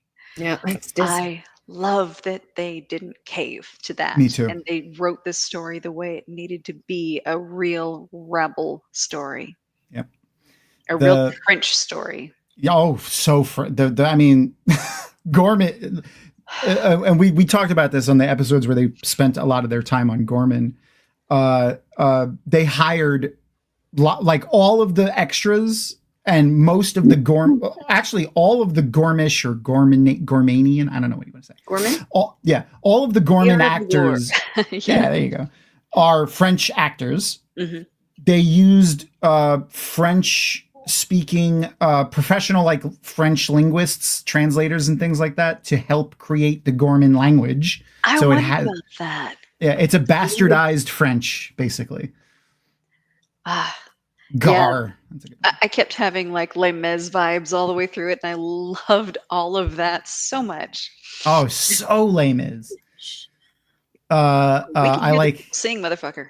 Oh yeah, oh yeah. The and then when they sung the song, when they were singing the song during the protest, that whole scene was just so good. The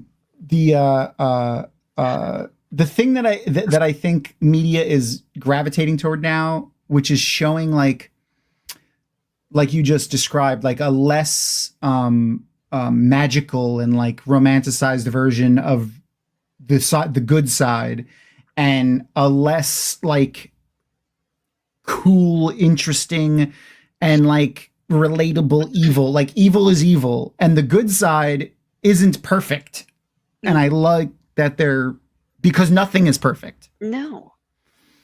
And that strive for perfection and things like, oh, no, I don't want to vote for this person because I only agree with 70% of what they think. Like, as opposed to the other person who I agree with negative 10% of what they think. Exactly. So like nothing is ever going to be perfect. You have to fight and just keep fighting, which is like they're showing that a lot more in media now than, when everything is just so much more, ideal.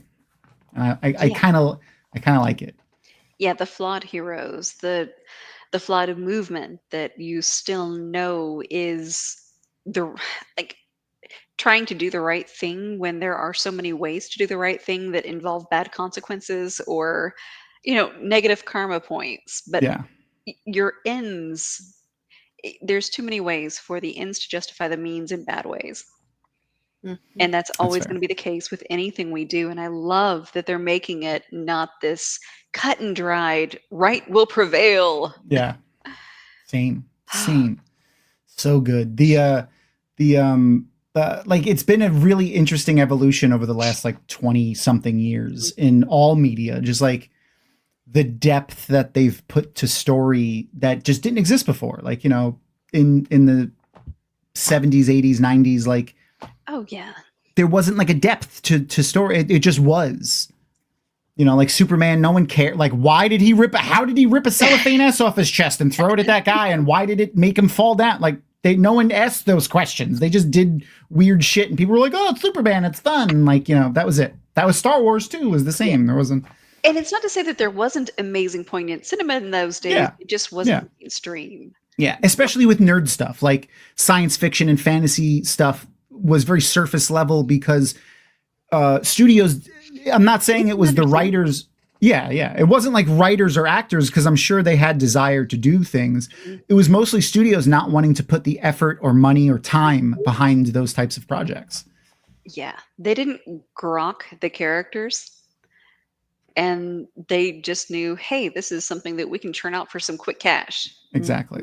And you can always tell when there's still like an old studio head trying to do things and stuff. Batman and Robin. I'm sorry. What? You can say it's okay.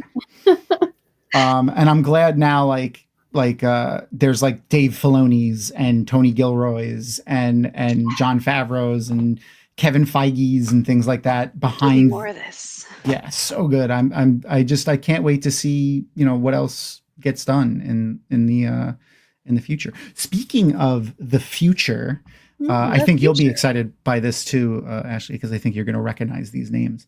I have to add Ryan Coogler to that list. Oh God! Wow, oh my God! Don't leave that one out. If you have HBO Max, Sinners is finally streamable. I've watched it. I don't know how many times since. Ironheart was so good too. Oh my God! I forgot to mention Ironheart. Yeah. So yes. Well, welcome. First, hold on. Next week's episode, we will be watching episode 11, and my guests will be author Jim Nettles, who has been a guest before. Also a huge Star Wars nerd, and Also author Dr. David Ekrut. I did a panel with him at Multiverse. He was great as a panelist. He's really fun. He's such a good time. I met him a couple of times before at JordanCon, and at this past Multiverse, which I also got to hang out with you and play some board games. Ransom notes. Yeah. I was on a panel with him too. And then I also did the talk. It was like neurodivergence in the geek sphere. Oh, yeah. It was fun. He's also autistic and has ADHD. I don't remember. We can ask him that. Yeah, it's a good question. Yeah. But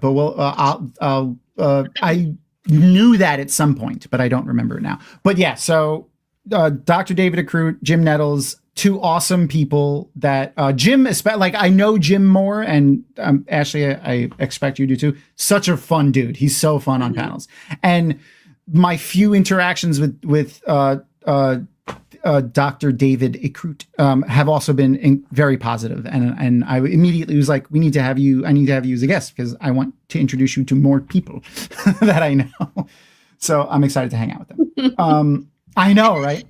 But oh my God, Ironheart was so good. I finished Ironheart. No spoilers for Ironheart, I promise. But it was very, very good. This isn't a spoiler because they said it in the trailers and he's in the posters for it. Sacha Baron Cohen plays Mephisto in it. And they did hit like the way they introduced the character, the way they are using him, and like the paths they're putting the stories on. I'm very excited. I didn't recognize him the first time they showed him because he just looked so different from the Sacha Baron Cohen that we're used to seeing until I saw it in the credits. I was like, wait, what? So I had to go back and like just rewind it to that scene again, and then you can see it. He is so versatile. He just transforms himself with every single word. It's amazing. He is the epitome of character actor for sure. Yes. Everyone in it was good though. And there's even and this isn't a spoiler, this is like something that I'm reading into and I'm wondering if anyone else notices it. I won't say what it is, but I think there might be some Ghost Rider references layered in there, but we'll see. We could talk about that later maybe. Now to go back and watch it again. Yeah. We could talk about it after the stream a little. Speaking of after the stream, I'm going to pop over into Discord, the Dragonmount Discord, and hang out and chat for a little while. So if anyone else wants to do that, go and check it out. Ghost Rider. Not the thing that George R. R. Martin should have done years ago to finally finish his fucking book. Brain works my way. Like that was the first thing I heard too, and then it took me a second to put it together. Wait. Is Ghost Rider a show? Was that a show or something? I don't remember. I remember a Ghost Rider show. The only Ghost Rider I remember is the Nicolas Cage Ghost Rider movie from the early 2000s, which was fantastic. It was fantastically bad. They were bad, but they were. I mean, and yeah, all Nicolas Cage stuff is fun. Oh God, yeah! I love that man will never turn down a fun role. Yeah, and now he's like, I just don't care anymore, so I just do things I like. And that's why Wonderland. Yep. I love that movie. And what is the immeasurable weight or the massive weight of immeasurable talent or whatever? Of massive talent, yeah. Yeah, that's something like that. What's the one where they steal cars? What was that one? Oh, Gone in 60 Seconds. I love that movie. That was back when he was still doing somewhat serious roles. Yeah. And it was still, I love that one too. It was so 2 minutes or something like that, where you could see 2 minutes into the future. Yes. That was fun. Yeah. And like I forgot. I remember that the like his counter being a little silly, but whatever. That's such an old movie. The Con Air, though, I think is my favorite. Oh, Ghost Rider and a group of teens solve neighborhood crimes in mysterious New York with help of a spirit who can only communicate through writing. Okay, that's cool. I do not remember that at all. 1992. I don't either. For some reason, what popped into my head just now, which is completely not even remotely on topic, is the adventures of the Adventures of Alex Mack. Oh wow! It's a Nickelodeon show that had like one season. Yeah. It was a Nickelodeon show that had one season. It was a girl that got chemicals spilled on her and she could turn into a puddle, essentially, was the show. Weird. Nickelodeon was a strange place. It was. Strange place. Okay. So one of the things that we started doing at the end of the show is to throw our attention back to our lovely guests because, I know, right? I won't tell them it's a lie if you don't. No, I'm joking. Never. Because we bring you in the beginning and we talk about your books a little bit, and then we spend an hour and a half watching a TV show, talking. We got to remind everybody. Well, that too, but I also I said it a million times. It's like one of the driving forces behind me wanting to keep doing these streams is I get to bring people in that I like spending time with that I usually only get to see once or twice a year. So it's like, yay. But at the same time, I want to introduce more people to these, lovely professionals that I've gathered around me. You have collected us. Yes, I have. So let's get your books back up on screen for one more time. Lovely. Hey, I need those. I know, right? Who did your art? So there is an artist. He's actually a Filipino artist that did these. A couple of friends of mine had this amazing children's series that he had done a lot of custom illustrations with that had the same style that I'd always envisioned for it. And he took random abstract concepts from my brain and turned it into exactly what I never could have described. Even though I'm an author, I couldn't describe what I was seeing because that's like trying to describe art talent. to me is I can describe a scene, but I can't describe a scene. Yeah, that makes sense. No, I get it. I have complete blindness when it comes to that. When he did Tilt is my favorite one of the 3 covers just because I had this exact vision of a scene where at this point the 2 main characters, one of them who is astride the back of an orly, which is the bird that she's riding, and the other main character from that story staring out at her just amazed. This is the reveal that the orly have come to rescue them from this war that has started. You see all of the other firebirds in the sky, they're behind them. And I was trying to describe to him all these different things about it. And he's like, oh, hang on, let me send you a sketch. And it was perfect immediately. So he made the actual artwork, and then another artist that I worked with, Carrie, she turned them into wraparound covers for me. That's a whole nother thing in and of itself too that you don't really think about. Oh yeah, that's awesome. Because you have to match it to the printout. I still need to go back and get the hardcovers done, but that's priorities. That's fair. There are a lot of things I need to do, including the audiobooks that I still have been saying for 4 years that I'm going to get those out and just keep not doing. This one gives me Katara vibes a little bit from Avatar: The Last Airbender. It makes me feel. Oh, I could see that. Yeah, a little bit, just a little bit. The guarding him from the Yetis. Yeah, I love the art in this, and the color choices too are fantastic, and of course our little friend, my kitty Prowler. Yay. Prowler has his own side story coming out as well that actually reveals how he became a cat, because Prowler is an enchanted human. I'm sorry, he prefers actually being a cat to being the human that he was. I would too. Which we know that much from the books, but we don't know how he became a cat. And the novella will actually explain that one to us. That's fun. Does it tell us how to do it? Because I would like to explore that option. Oh, if I knew how, I would 100% do that. I wouldn't be sitting here talking to you right now. I'd be up on the cabinets with my cat. You'd be knocking shit off the cabinets with your cat. Oh yeah, fantastic, wonderful. Okay, so our my little homage to James Lipton, which is our Inside the Dragonmount interviews. For those who don't know, Inside the Actor Studio, fantastic show.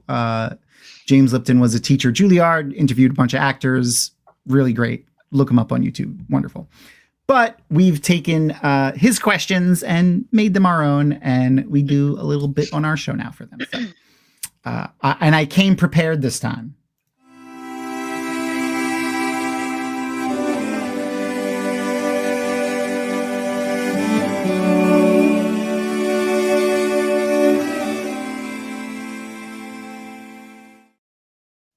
So professional. I'm so good at my job. I very still need you to be relaxing. holding a pipe when we come back from that. Like Ooh, just a smoke Blowing very bubbles. smoke robe obnoxiously. Yeah. and a fern. Don't Mm-hmm. forget the fern. Oh, 2 ferns. And with a smoking jacket. If you go sign up for Ashley's.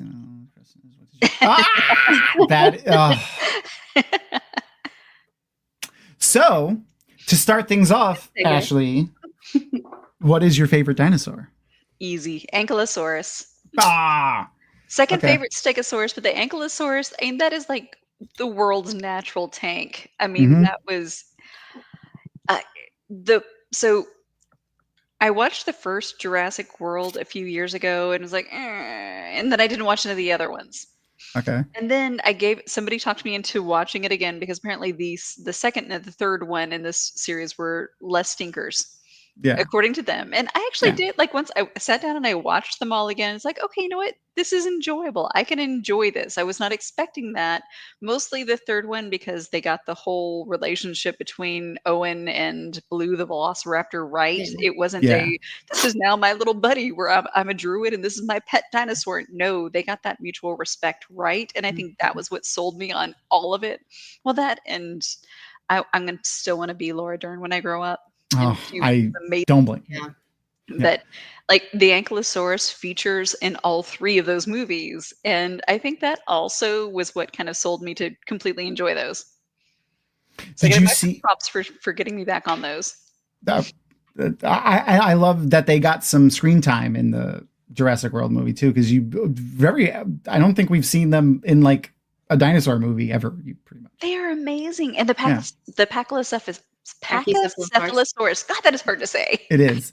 Yes, I love that, they got that one right too, because only the juveniles have those massive spikes that they have Yeah. because they grow out of those. Yep. And I was so excited about that. And there was one of them that actually I feel like somebody corrected somebody and they're talking about the spinal or was it backbone or something of a stegosaur. They're like, no, that's not actually its backbone. It's like, thank you. Those are vascularized osteoderms. Get it right. They use them for cooling themselves. Did you see the fossil that they found of the ankylosaur that had like yes, the most complete dinosaur ever. Yes. Yep. You can actually see like they were able to like get like scale details in it and stuff like and that. Color pigmentation even. Yep. It was so amazing. Yeah, it's really, really cool. So this is like the one dinosaur that we have a really, really solid idea of what it most likely looked like. Where was this one found? Where was this? I don't remember. It was preserved in mud, right? Yeah, it was mud. It was a soft, like, and it was like when it died, it immediately was like covered. Mm-hmm. Crazy. It's kind I think they said they still better preserved than Pompeii was because it was mud, not ash like Pompeii. Mm-hmm. They found food. They found remnants of food still in its stomach. That's how well preserved it was. It was found in what is today Alberta, Canada. Oh wow, that's so cool. late There's a park not super far from Kansas City where you can go, and along one of the rivers you can actually see footprints of dinosaurs if you go the right time of year, like when the water's low enough. I want to take my son down there. He is fully in his dinosaur era. The only thing I don't like about those dinosaurs is when I step on them, like the Ankylosaurus. All of those that have spikes really hurt when he leaves them laying. Oh, yep. Frequent, because of course he has That's worse than Legos. Oh, yeah. Little caltrops sitting around. All right. Well, question 2. What is your favorite word? At this point, I'm going to say markup because of the markups that are currently occurring with the Senate and House Appropriations Committees for NASA. Oh, that's good. Get us back to where we were at NASA. Good. So we don't have to worry about like the aliens escaping and like getting out. They're going to give the funding to NASA that they need. Sorry. No, we can't talk about that. Sorry. That's for later. We'll talk about that later. Maybe in Discord afterwards. Yes. And then I can almost imagine, what is your least favorite word? Oh, I have to be careful with that. That's fair. No. So really, I think my least favorite word is irregardless. Because one, it's redundant and it wasn't a word until people like regardless is already that. You don't have to Yeah. add ear to it. Basically, it's a double negative of a word that got added to the dictionary because for some reason, I don't know where it got started. And yes, English is a living language and I embrace that. But no, not on this word. I I, That's fair. I will not give on this word. I can embrace that. Yeah. Okay. What is an everyday sound that you love? Ooh, that's easy for me. The sound of the wind through the leaves. No. Just sitting under the trees, listening to the wind blowing and rustling. I could go to sleep to that. That's nice. Is there a sound that you don't like? An everyday sound that you don't like? Pencils writing. Okay. Like the Oh. sound and even the feel. That's my texture version. I can hear it. I can feel it. Especially like when the pencil lead breaks and the wood grinds across the paper. Oh. Ooh, nope, Ooh, nope. that just Can't gave do me a chill when you said that. it. Yes. That is I hate if I have to write with a pencil. I am like my toes are curling. You can see my hands. Yeah. I have to like go scratch something smooth after that. That's funny because I really enjoy pencil art, but I don't like to write with a pencil either. Yep. Interesting. Ooh. So, do you have a favorite curse word or fantasy sci-fi curse word replacement? I mean, I cuss a lot anyway, but if we want to talk like favorites of like so things that have permeated my personal language, frack will always be with me. It's just stayed part of my language since I first heard it. It just felt right. It's like That's frack, yeah, man. oh yeah. You're right. It just feels good. Yeah, The same as the original word. yeah. I like frel, but it doesn't give you that satisfying punch of frack. No, yeah, it's that hard ending with the K Yep, that all of it. helps. Yeah, yeah. Okay, so we've themed these questions for our current show that we're watching. In general, which Andor character do you think would make the best roommate? Andor, because he's never home. Oh yeah, okay. That's fair. That's Go with that one. Yeah, But and hopefully he pays his rent on time. So, and since he's a spy, he really doesn't have a lot of stuff. Yeah, see, he's just basically never ever there, and I'm okay with that. so Best, go ahead, Tom. I was just going to say the best type of roommate. So, who would make the very worst roommate from Andor? That's gonna be a tie between Dedra and Cyril's mom. Oh, I don't know who would be worse. You mean the most evil villain in all of Star Wars? Cyril's mother? Yes. Yeah. Like, could you imagine? Because I mean, sure, maybe she's not like she is with Cyril with everybody at first, but that whole familiarity breeds contempt. How long is it before she's in your brain like a freaking worm Oh my or like God. a kraken worm? Yeah. I wanted to strangle her like every time she spoke. Oh my God. Yes. And you can so see immediately why Cyril is the way Cyril is. Yep. But yeah, Dedra would be, you can see how hard he's constantly trying to please her. And you could feel the judgment in a different, more visceral way with her than you can with Cyril's just nasty, snipey mother. Yeah. The she made me think of like the mom from Everyone Loves Raymond, except like Yes. if she was also a fascist. Yes. Like the one scene where Dedra's, facing down Cyril's mom and makes her be nice to him that's like the one little tiny glimpse of the entire run of the show where we can actually kind of like Dedra a tiny, tiny little bit, and then it all goes to hell. Oh yeah. That gets dashed very quickly. Yes. It's like, how dare you make me like this fascist? You're up, Crystal. All right. So, can you remember ever having a crush on a fictional character? Like, who was your first fictional crush? Too many to name. So most of the women in my generation can probably get this one. It was the Fox Robin Hood from the original cartoon the Disney cartoon Robin Oh, Hood. That fox was foxy. You're not wrong. Yep. Yeah, definitely the fox. I Still have totally heard that live it to before. this day. Oh yeah. I don't know what it was. He's got a gravitas that is just, Yes. you know. And that little smirk and the wink. Yep, it worked. Okay, so if you were given the opportunity to like join a group or get a job in any science fiction or fantasy world, from video games, comic books, TV shows, movies, whatever you want, what would you pick? God, it's kind of impossible to not say I'd join the rebellion immediately right now for so many relevant reasons. Oh yeah. Okay, but caveat to that, are you joining up being like, are you going to join up with Saw Gerrera? Are you going to join up and be like super spy on like Luthen's team? Or, you know, like, where are you fitting into that? I don't have, I'm not the person who could join up with Saw Gerrera. I'm way more Vulcan than that, I think. The emotional side, while it would spur me on to do the right thing, it's not going to drive my actions. I hate to say it somewhat, but I think I would be more on Luthen's team. I wouldn't be a magical space wizard. Yeah. Is that just, it For reasons. doesn't strike the same way, but I could see me on Luthen's team. Okay. Okay, so is there a job in fantasy or fiction that you would absolutely not want to have? I remember when you guys asked me this one before, and it's still the same for me. It's whoever has to clean the holodecks.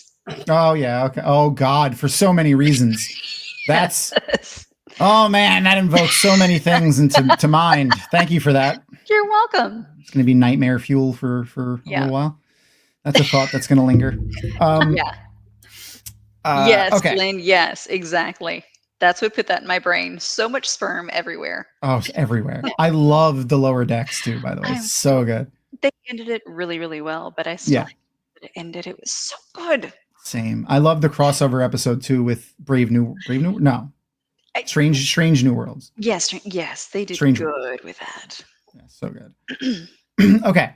So if you had to pick one, what is a specific portrayal of an afterlife from any realm of fiction or mythology, science fiction, fantasy, whatever you want, that you find appealing and intriguing, that you would want to be true for you when it's your time? I struggle with that one. I'm going to cheat. I'm going to create an afterlife that's not, it's based in fantasy, but it's not exactly an afterlife. It's Terry Pratchett's L space. When I die, I want to go haunt the L space, which is that interdimensional connection between space and time, between all libraries that have ever and will ever exist. If you remember that one, the librarian as an orangutan would traverse between L space to find things that he had to find in other dimensional libraries. And he could basically read everything that has been, ever will be written, and ever wasn't actually written but might have been written. I could haunt that and be quite happy. We could hang around and ook all the time and eat some bananas and read. That's fantastic. That is your dream afterlife. You're an author. You can technically you could any thing can be what you want because you just write it. and now it's part of fiction. Well, thank you so much for hanging out with us and answering our nonsense little fun questions that we do. I love those questions. Thank you. It's Crystal and I dissected all of the Inside the Actor Studio questions and came up with those, it was fun. It was a fun back and forth. Yeah, Moopsie Handler. I love that. I missed that one. Moopsie. I forgot about that. Oh God. Tonight has been just a great night of nostalgia. Not just because I got to see you for the first time and I don't even know how long. It's been too long. Wait, because you didn't come to JordanCon, did you? I did not go to JordanCon. So it's been since last October. Yeah. And I didn't even get to, I didn't go to JordanCon this year because I was going to go to WattCon this year, and I didn't even get to go to WattCon this year. Oh, Couldn't drink the water, Tom. I know. hydrate, I'm bitch. stupid. Or I'm just die. stupid. Yeah, you're not wrong. You're not wrong. That's why, I usually carry this around with me, 64 ounces of water, and I'm drinking it all the damn time, but I'm a dummy. This October. Yeah, I will definitely see you in October, which is Multiverse Con. Please, if you don't know, yay! I thought I recognized that. I suddenly saw a Rainbow little Vomiting bit of it. Dragon. Yes. Yeah, I ordered 3 more of their ally shirts, and I cannot wait to pick those up. I love the art that they have for it, and the t-shirts that they had for the con this year. I actually bought them and I wear them out. If you live in the Atlanta area or are going to be in the Atlanta area in October 17th, I think that the weekend of October 17th, 18th, 19th. Yeah. You should go check out Multiverse Con. If not, I think they're doing online stuff too. Yeah, they are doing online stuff too. Follow them, check it out. Fantastic authors and guests, such as author Ashley Chappell right down here, who's hanging out with us. And some idiot named Tom from Dragonmount. They accepted him as a guest too. I don't know why they would do that. But they had him there last year and they're having him back again, which is surprising. And we get a new panel. Yeah, yes, we do. First panel we've ever gotten to do together, because the one time that we were scheduled for a supernatural panel at JordanCon, I got sick and had to go home early. It was you, me, and Aaron were going to be on that one. Wow, I can't believe it's the first panel we've actually. I'm excited. Yep. I'm even more excited. That's fun. They have such great paneling too. The programming is great. Real. The people behind it are so good at their jobs. But make sure to go and follow Ashley and get. So when is the novella coming out? That's a good question, isn't it? Is that a question that you've been asking yourself? That's a question that you don't ask authors. Sorry. Well, keep an eye on your website to see. There's actually 2 novellas. So the Prowler one will be after this one. The first novella that's coming out was book 4 that was going to close out the Dreams of Chaos series is being split into a novella and a book, because I was trying to cram in too much into one single book, and that's what kept stopping me. I'm hoping to have the novella portion out by Christmas. Okay, cool.